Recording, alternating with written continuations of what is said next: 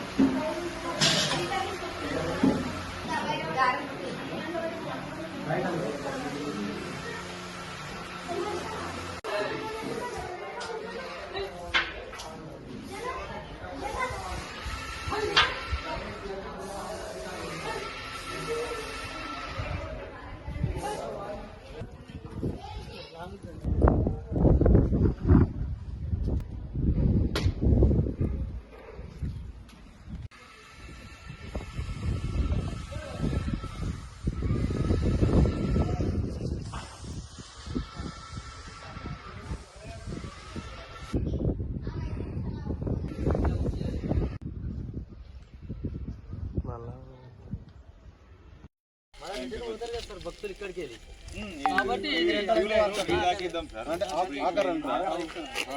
ఆఖరినే ఇద్దాం మరి, ఎందుకంటే పబ్లిక్ ఇబ్బంది కావాలి. సెకండ్ కార్ నుంచి స్టార్ట్ క్యూ లైన్ అనేది ఇట్లా ఇట్లా వెడల్పు పెద్దగా వేసి అలా చొల్లి ఇట్లా అట్లా ఒక్కళ్ళు లేదా ఇద్దరు పట్టేటట్టు వీడి దాకేసుకుందాం నా ఉద్దేశం ఇద్దరు పట్టేటట్టు ఇట్లా పక్కన నిలబడగలుగుతారు ఆ నుంచి మొత్తం వేసుకున్నా సరే.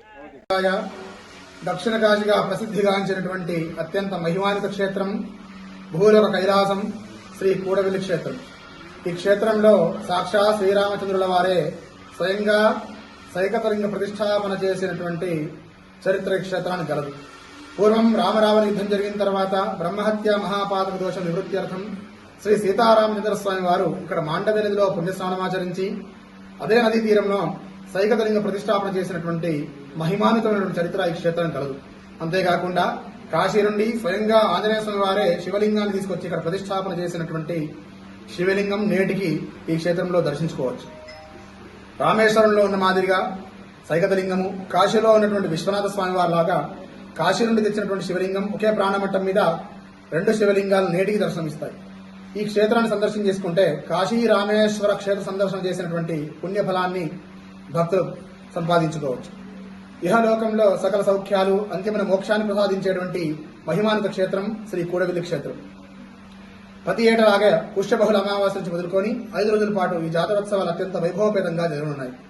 ఈ సంవత్సరం గాను జనవరి 18, 2026 నుంచి మొదలుకొని 5 రోజుల పాటు కూడవెల్లి శ్రీ పార్వతీ సమేత రామలింగేశ్వర స్వామి జాతరోత్సవాలు మాఘమాస జాతర అత్యంత వైభవపేతంగా జరుగుతుంది. కావున భక్తులు విశేష సంఖ్యలో విచ్చేసి పరమ పవిత్రమైనటువంటి మాఘ స్నానం ఆచరించి స్వామిని దర్శించి తరించగలని కోరుచున్నాం. సర్వే జన సుఖినో భవంతు, సర్వతో సన్మంగళాని భవంతు. శుభం.